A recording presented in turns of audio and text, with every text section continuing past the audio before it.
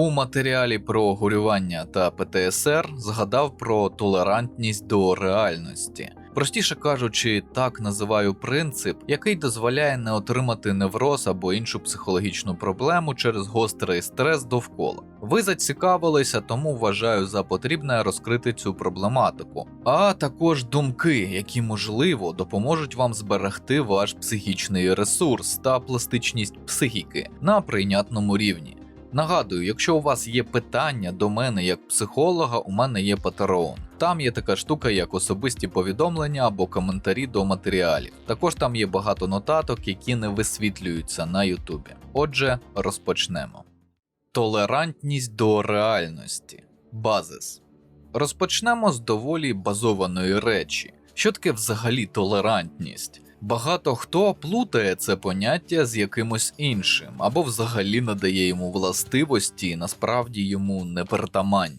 Толерантність буквально це терпимість до чогось. Наскільки ви можете сприймати явище, особу, річ без негативних емоцій або надлишкового стресу. Також це можливість адекватно сприймати різні політичні, релігійні ідеї та ідеології. Приклад локальної толерантності. Автор толерантно ставиться до ЛГБТ-спільноти, вважає, що кожна людина має право на самоідентифікацію у своїх анатомічних, психічних та гендерних уподобаннях та потребах. Людину не можна переслідувати або цькувати за її сексуальну орієнтацію або гендер. Інтимні справи кожної окремої людини – її особиста справа, поки це не порушує закон. Приклад толерантності у політичному сенсі. Автор толерує усі політичні ідеї, окрім тих, що несуть деструкцію та виключають взаємну толерантність. Наприклад, комунізм, нацизм, фашизм та рашизм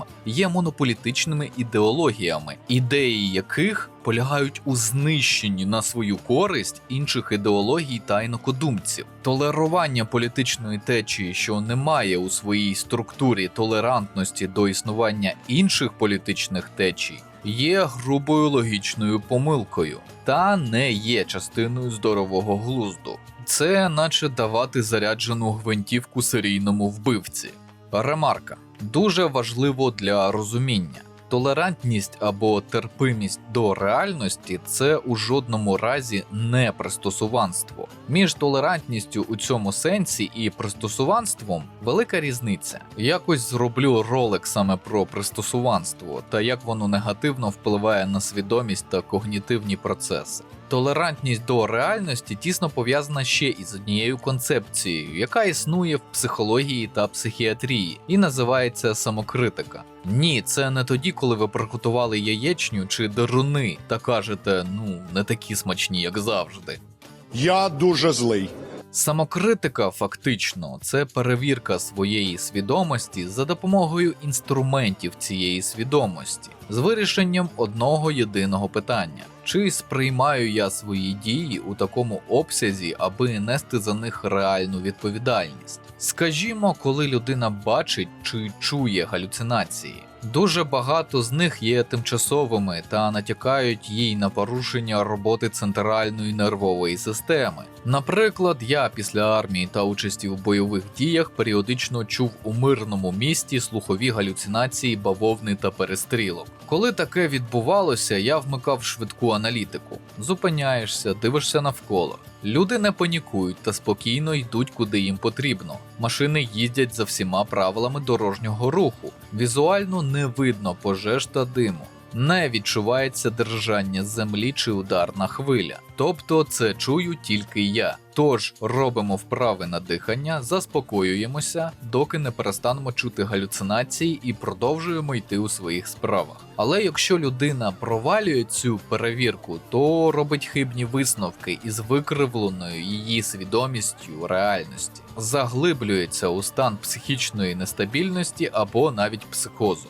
Робить дії, що можуть нашкодити їй чи оточуючим. Тобто, якщо брати аналогію ДНД, фейлить спас кидок кубіка D20 проти Майндфлеєра. Так, я знаю, що у мене старперські жарти на недоречні теми. Змиріться. Також самокритика закріплена юридично таким терміном, як неосудність. Це коли за кримінальний злочин людина не відбуває строк у в'язниці. Натомість її направляють на примусове лікування до психіатричної лікарні. А інструментом перевірки цієї людини на самокритику є не її свідомість, а колегія лікарів-психіатрів, яка називається Судово-психіатрична експертна комісія СПЕК. Ці спеціалісти роблять безліч тестів та співбесід із підсудним, щоб зрозуміти, де саме, у який момент часу та як саме ця людина викривлено бачить реальність, через що вона і вчинила кримінальні дії. Якщо, звичайно, така людина не удає з себе хворого, щоб уникнути перебування у в'язниці. На це теж тестують. Навіть робив про цю процедуру декілька детальних розділів у подкастах на Патреоні.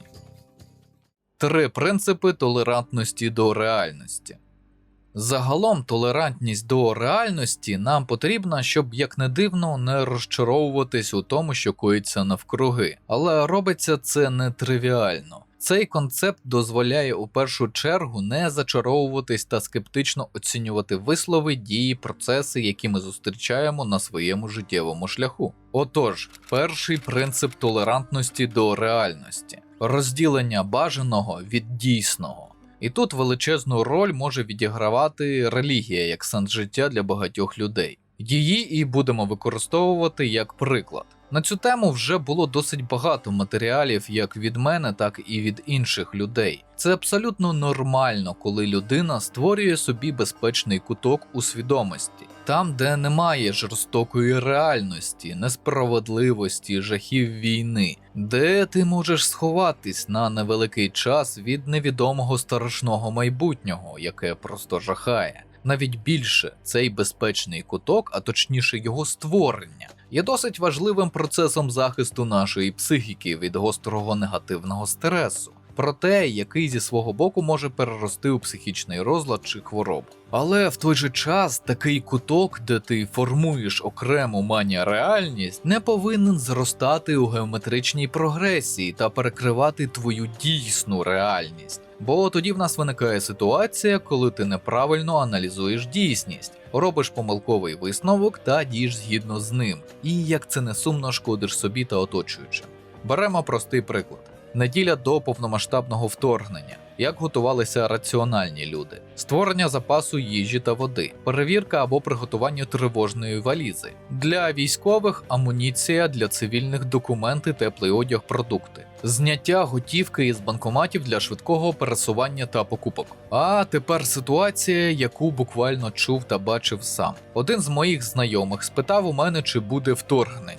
Я відповів: вірогідність є завжди, тому підготуйся. Якщо і буде, то буде жорстке, навіть для цивільних. Але він із когорти дуже віруючих православних московського патріархату. Та то все панікери видумують, нагнітають. Я це спитав, щоб зрозуміти, ти нормальний чи ні. Тепер знаю, не буде нічого. Християни не будуть йти на християн, тільки розганяєте людей і каламутите воду. Чи жива ця людина зараз та де вона, невідомо. Його дім був недалеко від лінії зіткнення. На даний час він зниклий безвісті. І мені дуже шкода, що я тоді не додавив, не прочитав йому лекцію «Береженого Бог береже» чи ще щось. Мені тоді було не до цього. А таких людей, як він, у країні немало. Тих, хто створив собі альтернативну реальність, у якій війна тільки тому, що це комусь вигідно, що віра зможе захистити, що московські попи РПЦ, які казали людям, що війни не буде, мають рацію. Бо не може ж віруюча людина брехати, так? Будь ласка, зрозумійте мене правильно. Не кажу вам, не вірте в Бога. Натомість кажу, що ви можете вірити у все, що бажаєте, наприклад, у джедаїв. Але при вирішенні складних життєвих питань спирайтесь на досвід та правила реальності, доведені практикою. Як агностик я можу допустити версію, що Бог створив всесвіт та правила до нього і маніпулює цим всім як творець. Але чому він повинен для конкретно вас робити винятки у вигляді дива, коли йдеться про реальність, якщо раніше цього не було? Невже саме ви настільки важливі, що саме від вас він відведе кулю чи снаряд? Гординя – це гріх, хлопчики та дівчатка. Не перекладайте свою відповідальність на Бога. Саме це повинен був сказати тоді знайомому, який зник безвісті. Друге досить важливе правило толерантності до реальності. Не створюй у своїй свідомості правил реальності, що з нею не збігаються та не будуть виконуватись ніким, окрім тебе або маленької групи людей. Це досить розповсюджена тема, і поясню її на прикладі коментаря до одного з моїх матеріалів. Він був якийсь такий. Спочатку підписалась, потім відписалась через обсценну лексику автора. Обсценна лексика, якщо хто не знає, то ненормативна лексика, лайка або матюки. Те, що у пристойному товаристві вважається мовотоном або чимось занадто ексцентричним. Наприклад, слово «курва». Доходить до умовно смішного, коли на відео з тегом 18+, де показують трупи рашистів та матюкаються наші хлопці та дівчата, є коментарі. Дуже гарне відео. Заспокоює. Але побійтесь Бога, я дивилася це з дітьми, а вони тепер знають ці огидні слова. Підпис десь і підпис десь. Підпис десь і підпис десь. Так от, хочу повідомити всім пристойним леді та джентльменам, які слухають мене, але кривляються від таких слів. Лайка була, є і буде існувати у нашому суспільстві завжди. А тепер пояснюю чому. Слова, як вже казав у матеріалі про мову, такий самий винахід нашої цивілізації, як і віз, машина та літак. Деякі антропологи навіть вважають, що саме виникнення символів та слів знаменує початок ери людства як розумного виду створінь. І, звичайно, слова без нас, людей, не мали б сенсу. Це лише звуки нашої гортані та мовленнєвого апарату. Вони не несуть сенсу, окрім того, який ми їм надаємо. Наприклад, зараз скажу «Абирала пахака бурбу». Чи має це якийсь сенс? Ні, жодного. Ви не знайдете цей набір звуків ні в одному словнику чи матеріалі від філологів, які вивчають мови світу. Бо я тільки що його вигадав. А може й знайдете, але краще не шукайте. Підрахуй Охендовський, як А тепер я кажу, це матюк. Чи дійсно зараз серед тих, хто слухає, є людина, що тепер буде ходити по вулиці та кричати «Абрала пахака бурб» до інших? Ну, ви зрозуміли, що це риторичне запитання, звичайно, не буде. З іншого боку, як виникло перше слово, яке можна охарактеризувати як лихослів'я? Ніхто точно не знає, але є теорія. Перший лайливий вигук був невідомим набором звуків, подібно до того, що ви чули від мене вище. Але людина вимовила його під час того, коли їй було боляче. Її покусав хижак, чи вона послизнулась, зламала ногу, чи ще щось таке. І саме тоді інші люди стали вважати, що таке слово можна вживати в момент болю, смутку чи розпачу, щоб вивільнити свій біль. Говорити ж їх в звичайному житті можна накликати таку ж біду. Тому табу не можна. Нагадую, наші предки у багатьох аспектах були дуже забобонні. Отож, деякі народи здавна використовують лайливі слова у своїх релігійних обрядах. Правда, питання у тому, чи були вони на той час лайливими, чи стали такими з поширенням вже інших релігій, у тому числі і християнства. Тож, у будь-якому разі, уже пізніше з'явилися слова, які не можна було використовувати вже суто з релігійних причин. Це вважалось богохульством. Наприклад, в Україні таким словом було слово «чорт». Отак і йшла історія до нашого часу. А ще лайка тільки для умовно спеціальних подій. Лихослів'я використовують для того, аби когось образити, звернути на щось увагу, щоб співрозмовник точно почув, підкреслити свої слова та з низки інших причин. Також можна сказати, що окремим розділом лайки є військова, за допомогою якої воїни приводили себе в адреналіновий раж ще до битви. Всі ці вигуки та речання йдуть в ту ж когорту. І от ми в нашому часі, де є правила етики, які безпосередньо пов'язані з культурою. Є окремі правила діловодства та взагалі норми закону, які кажуть, коли можна та не можна говорити чи писати певні слова. Коли я працював у державному секторі і мені було необхідно відповісти на лист іншої організації чи запит слідчих, чи є в мене на обліку пацієнт такий-то, дотримувався правил написання відповіді.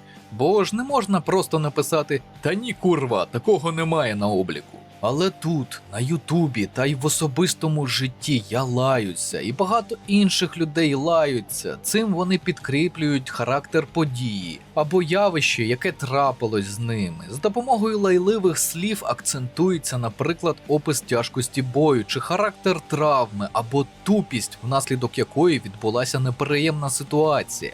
І набір слів, які ви відносите до ненормативних, змінюється від покоління до покоління. Наприклад, ану скажіть мені, люди 30 плюс років, що для вас таке сімп? Б'юсь об заклад, що для більшості з вас це незрозуміле слово, у якого абсолютно немає ніякого негативного значення, про яке вам було б відомо. Але ось вам невелика несподіванка. Саме за це слово ролик можуть із більшою вірогідністю демонетизувати, ніж, наприклад, за те ж слово курва. Бо слово сімп в деяких країнах вважається тяжкою образою чоловіка. Так, звичайно, мені можуть контраргументувати тим, що неможливо слухати людей, які використовують матюки у кожному другому, третьому слові. Хоча і це суперечливо, бо знов-таки є така штука, як армійський сленг. А це окрема історія. Взагалі можу сказати вам одне точно. Якщо вам неприємно когось слухати через лайку, краще не слухайте, піклуйтесь про свої нервові клітини. Проте, зазвичай, якщо людина постійно лається, це бридко чути не через обсценну лексику, а тому, що людина має досить низький рівень інтелекту та недостатній словниковий запас. Вона просто не вміє використовувати такий чудовий інструмент соціальної взаємодії, як мова. І так само є люди, які не використовують матюки взагалі, але їх структура мови є беззмістовною, нецікавою, ніякою. Тобто мова – це інструмент, а не окремий суб'єкт взаємодії, як помилково вважають деякі люди.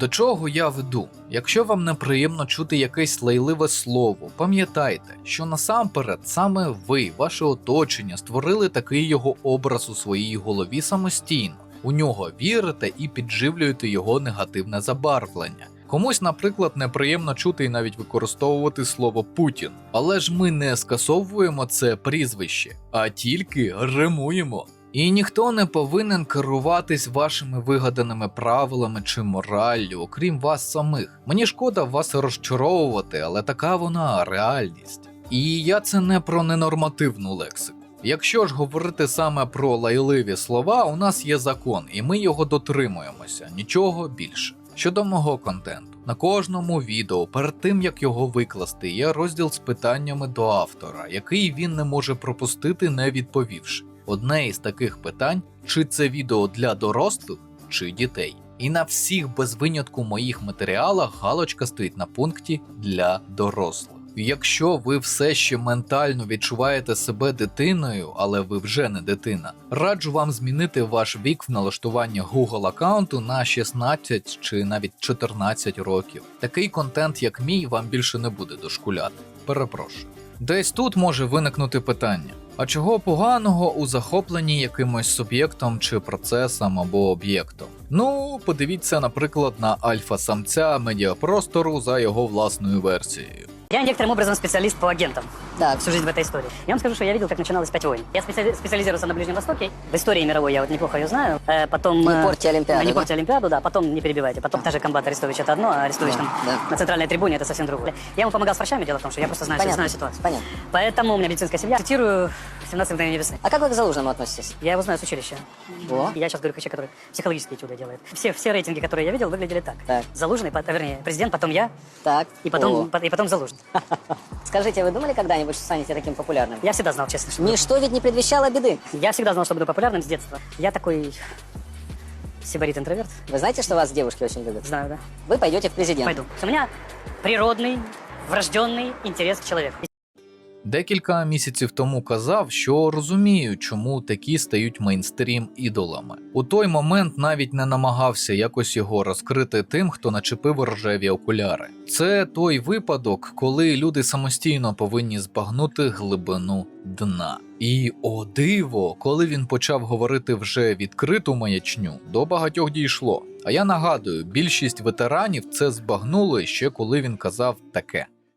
А то это великий курорт такой для мальчиков, большой пионерлагерь. Розчарування від розуміння того, що твій ідол стає купою лайна не першої свіжості, захлиснуло соціальні мережі. Як так, питали себе люди, чому ми взагалі його слухали?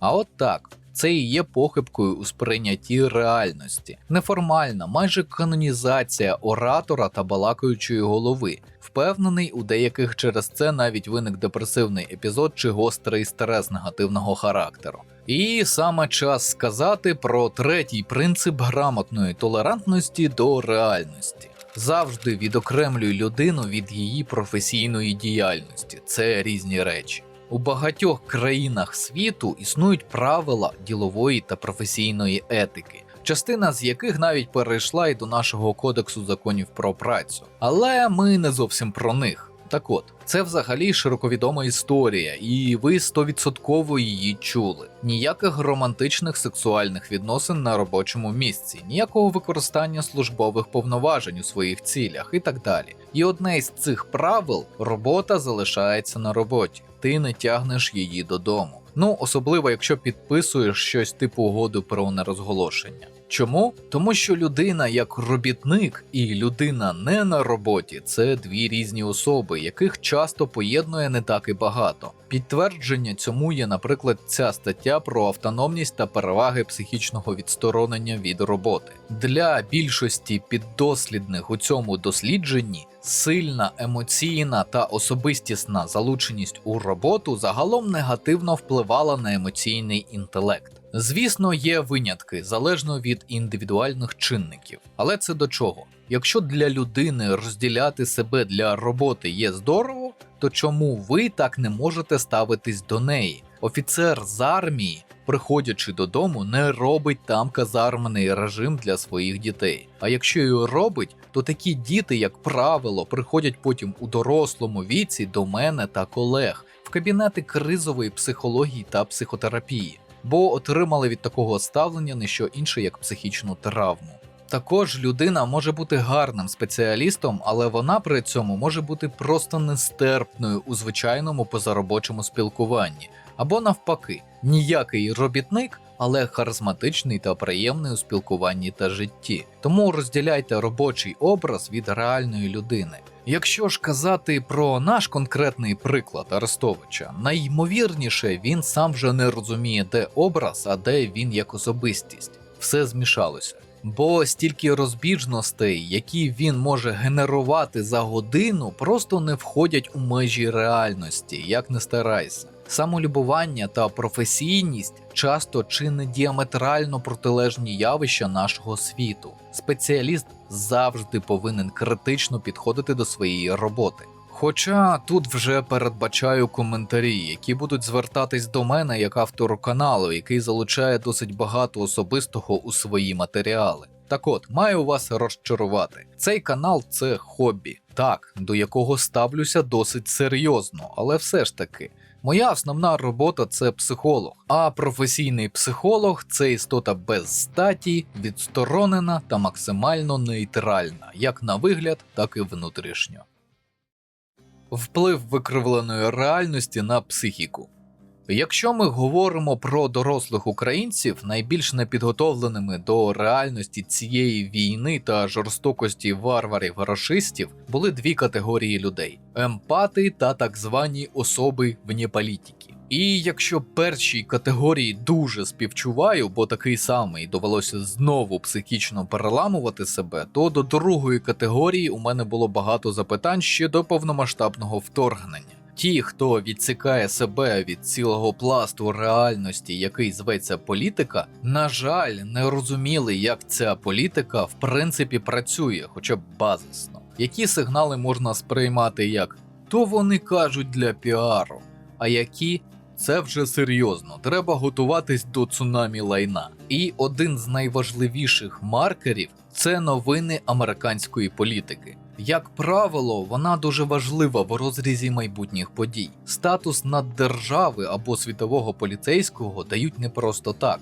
І коли американські сенаторські палати сукупно в унісон кричать «війна близько», ти не ігноруєш, а готуєшся. Але викривлена реальність не дала багатьом збагнути масштаб проблеми, та й досі не дає. Ось новина, як люди пішли на пляж в Одесі купатись та підірвались на рашистській міні. Це прямо показовий випадок вибору невігластва та тупості. Так, це вина передусім рашистів, і мені шкода цих людей. Але у нас зараз війна, який до біса пляжний сезон? Подібне питання в мене і до тих, хто після повномасштабного вторгнення раптом вирішив заливати горе, якого безумовно в Україні зараз страшна чорна хмара, здається цілими ріками алкоголю. Досить бухати. Алкоголь – це депресант, а не ліки від тривоги. Розумію, що обставини бувають різні. Але краще ви б до невролога сходили та пропили курс ліків для покращення вироблення серотоніну або дофаміну. Це лише поверхневі проблеми.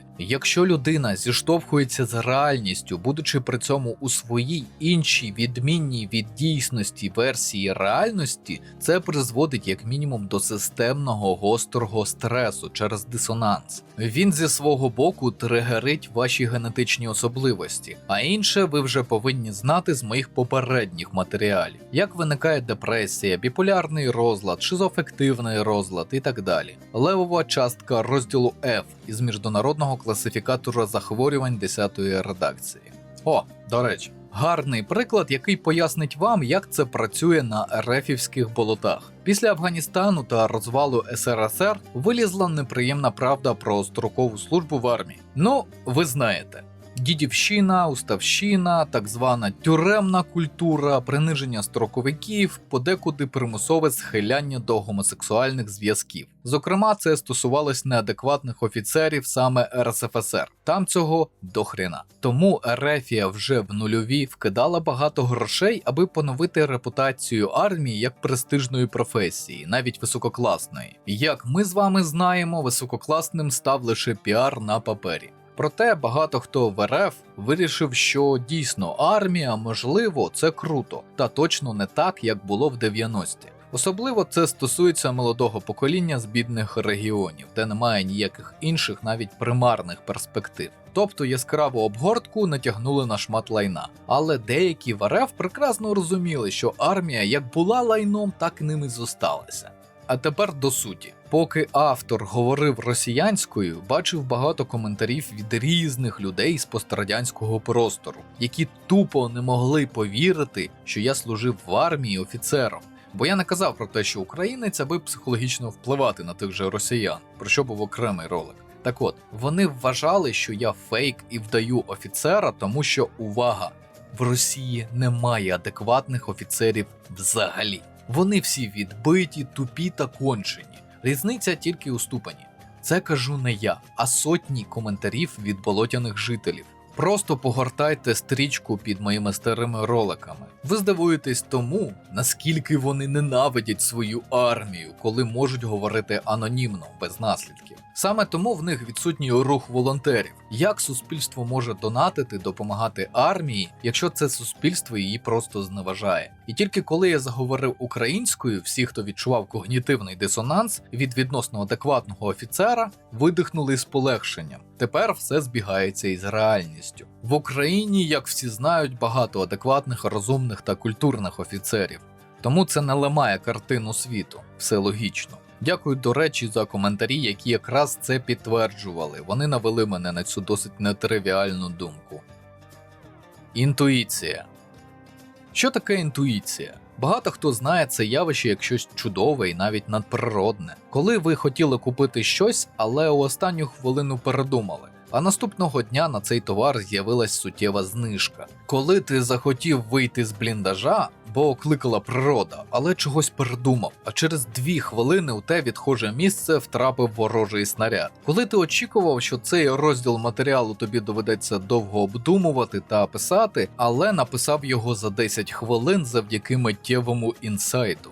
Це все про неї, інтуїцію. Запитаєте, а до чого тут цей розділ? Інтуїція – це начебто щось магічно-езотеричне, ні? А ти, ящірка, виступаєш за науково-практичний підхід. Все правильно, леді та джентльмени. Існує два глобальних пояснення поняття інтуїції. Перше використовують люди з магічним мисленням. Мовляв, інтуїція – це третє око, шосте почуття та восьма жабра. Невідома нашій науці штука, яка рятує людину від різних поганих явищ, попереджає про них, майже янгол-охоронець. Друге пояснення – інтуїція – це підсвідомий аналіз реальності, який настільки хитрий, що непрямими шляхами дає передбачення ланцюжка причина-наслідок задовго до того, як він станеться, або ж робить висновок з готових даних з навколишнього середовища, до яких люди ще не дійшли свідомо. Кажучи спрощено, людина настільки гарно знає та аналізує реальність, що сама не розуміє, як підсвідомість наводить її на правильні рішення та дії. Загалом інтуїтивне пізнання як явище вивчала ще давньогрецька філософія, але чим далі еволюціонують технології, тим легше зрозуміти, як саме працює інтуїція на базовому рівні.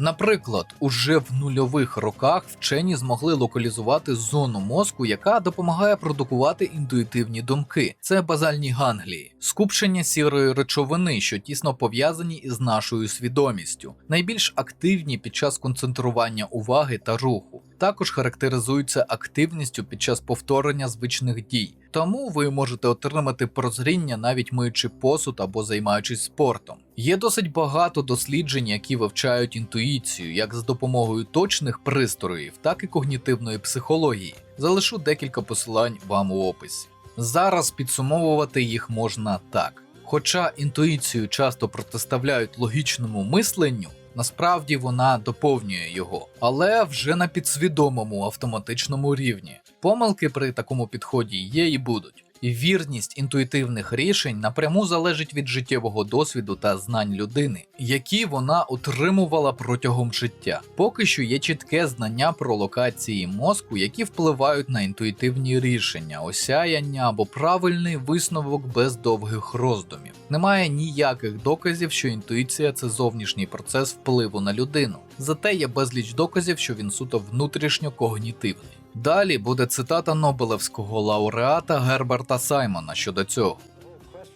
Питання щоденного мислення було центральною дослідницькою темою та інтересом як у дослідженні штучного інтелекту, так і в когнітивній психології. Наша власна гіпотеза, яка, ми думаємо, має вагомі докази, полягає в тому, що більшість щоденних проблем вирішуються через опізнавання.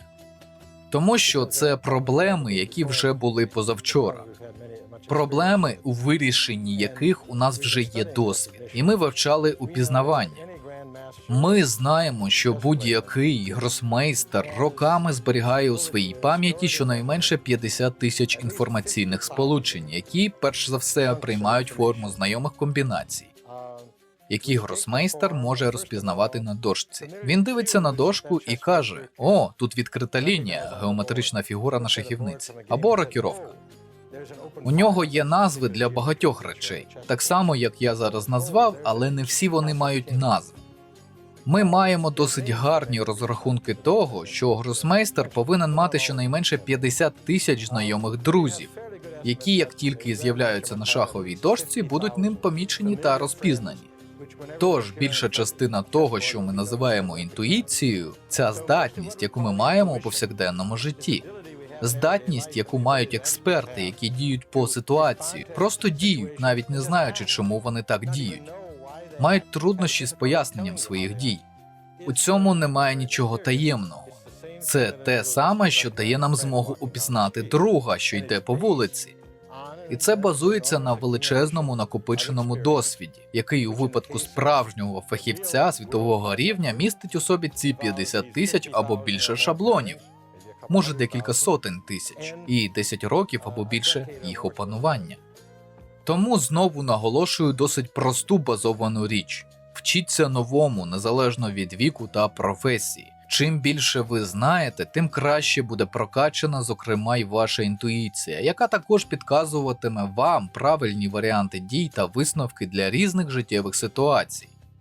Дієві методи вироблення толерантності до реальності. Як і завжди, коли ми окреслили тематику та загальні судження, пора поговорити про можливі рецепти вирішення проблеми. Тут будуть 5 способів підсилити своє сприйняття реальності, 4 на побутовому рівні, 1 за допомогою спеціаліста. Перше. Соціалізація. Важко не погодитись із тезою «усі люди самотні у своєму народженні, житті та смерті».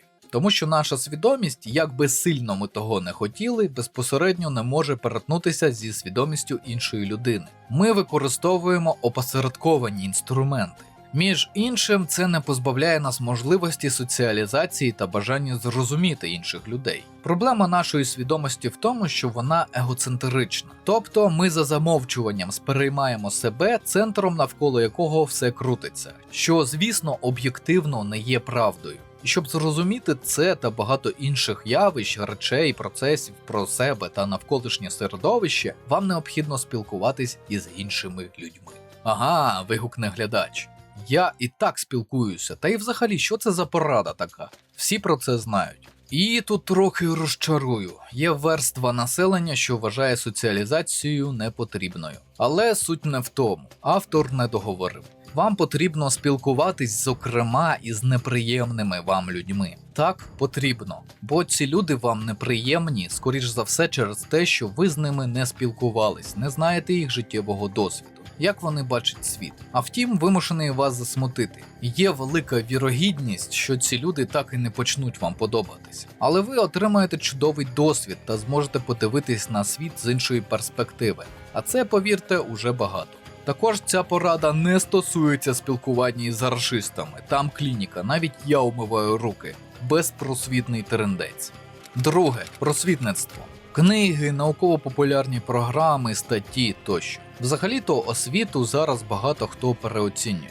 Сьогодні зроблю ще один переворот у вашій свідомості. Найважливіші роки для отримання знань – перші років 25. Притому це навіть не про кількість знань і не зовсім про їх якість як бази. Це більше про вироблення звички отримувати знання взагалі та отримувати їх якимись конкретними способами. Наприклад, те, що я вам тут розказую, доросла аудиторія сприймає нормально, але це кладеться на фундаменти з дитинства.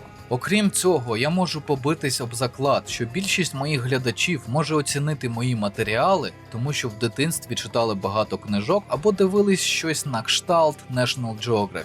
Кажу це, щоб ви зрозуміли. Вам не потрібно ще 8-10 каналів научпоперів на Ютубі. Краще буде, якщо ви знайдете новий спосіб отримання таких наукових знань. Гарантую, ваш мозок буде кайфувати, а інформацію буде сприймати ліпше, якщо, звичайно, переборете себе.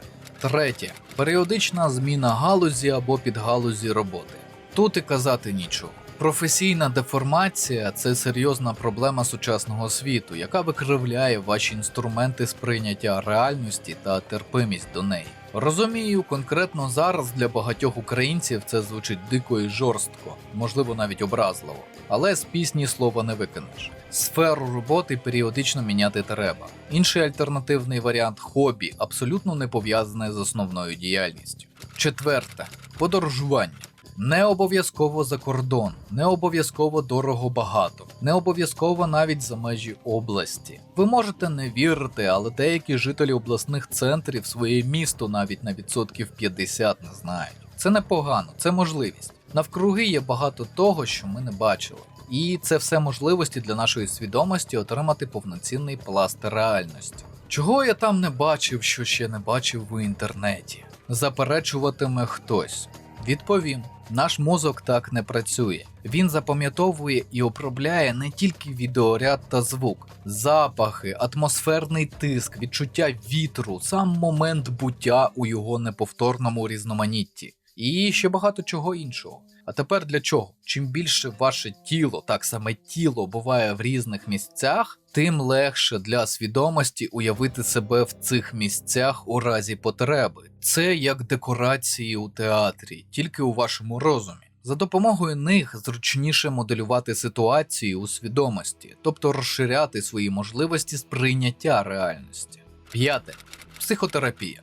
Ну, ви знаєте, пісня рептилоїда гарна й нова, починаємо її знову. Якщо вам вже грець як не подобається навколишня реальність, те, що відбувається, і ви не маєте сил повільно та самостійно розвивати навички, ваш шлях до кабінету психолога чи психотерапевта. Якщо це адекватний спеціаліст, він проаналізує ваші проблеми, знайде індивідуальні рецепти вирішення. І ви ще довго будете насолоджуватися спілкуванням один з одним. Про те, як знайти спеціаліста, на що звертати увагу, як вибрати безкоштовного спеціаліста і так далі, вже стільки розповідав, що мої постійні глядачі на цьому моменті ловлять 10-те дежавю. На каналі більше 130 матеріалів. Усі корисні, всі гарні, окрім обмовки про те, що деякі з них російською мовою. Благословляю вас подивитись. Висновок.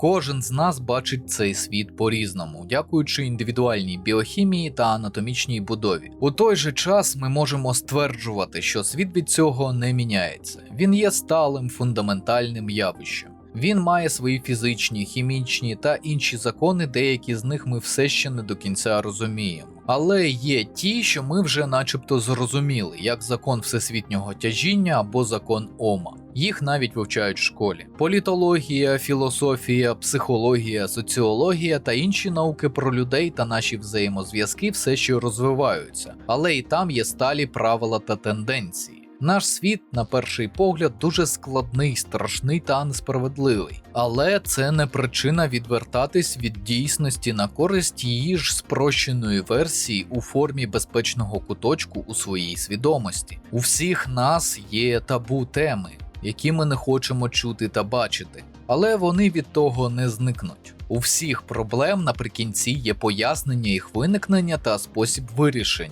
Я закликаю вас виробляти у себе у свідомості толерантність до реальності, терпимість у сприйнятті того, що відбувається навколо. Якою б маленькою та жалюгідною або жахливою та великою не була б проблема, вона не зникне, якщо просто заплющити очі або тупо ненавидіти її. Сприйняття, вивчення, рішення, дія. Послідовність у цьому, а інше вже опановується через практику. Зичу вам наснаги на цьому нелегкому шляху – толерування реальності. Бо, їй-богу, я сам інколи думаю, як то все курва вивозити. I can't help because I'm psychologically powerless. О, ще дещо. За мною висить невеликий борг взаємної рекомендації. Андрій Шараєвський порекомендував мій контент на свою аудиторію. Але зробив це дуже кумедно. Так от, Андрію, коли когось рекомендуєш, треба трохи заглибитись у тематику каналу, бо філософія – це точно не моя спеціалізація. Це жарт та мем каналу. Цей канал більшою мірою присвячений ветеранству, військовій та кризовій психології. Це те саме, що якби я порекомендував тебе не як досвідченого маркетолога, а як бухгалтера. Що, погодься, не одне й те саме. Взагалі канал Андрія дуже цікавий та унікальний для українського сегменту Ютубу. От відрізок того, як він завзято розповідає про історію брендів. FedEx. Фред Сміт, засновник FedEx, в універі написав дипломну роботу про поштову службу повного циклу. З літаками, кораблями, фурами, кур'єрами. Викладач його завалив і поставив 3. Компанія FedEx була побудована повністю по цій дипломній роботі. Водії FedEx отримують бонуси за повністю цілі доставлені коробки. В середньому водій FedEx отримує бонусів на $80 000 на рік. В історії FedEx був момент, коли на рахунку компанії було $5000 і банкрутство було запущене. Тоді Фред поїхав у Лас-Вегас і виграв $27 000 у блекджек. Там саме у Вегасі він знайшов інвесторів і вони інвестували в його проект. У 2015 році компанія FedEx помилково доставила жінці 4 кілограми марихуани. І поліція виявила, що через FedEx щодня доставляють тонни різних наркотиків. Тепер кожну посилку FedEx перевіряють сканери. FedEx – це офіційний опікун усіх панд на планеті. Панди літають тільки на літаках FedEx через їх репутацію. Підпишись на мій YouTube. Посилання на канал Андрія в описі до відео. Можете передавати привіт. А канал вашої ніберіанської ящірки можна підтримати за посиланням у описі. На вибір 3 варіанти на ваш смак. Patreon, BuyMeACoffee чи Donate.ua. Потім розрахуюся з вами класичними матеріалами про кризову та військову психологію з оглядами та розборами відеоігр. Звичайно, українською. Нагадую, що всі патрони мають можливість задати питання у коментарях під відео на Патреоні та в особистих повідомленнях. Ці питання обов'язково побачу та відповім у межах своєї компетенції. А ці поважні пані та панове вже підтримали канал. Шана та дяка. Підтримуйте україномовний YouTube. Вірте в ЗСУ. Все буде Україна.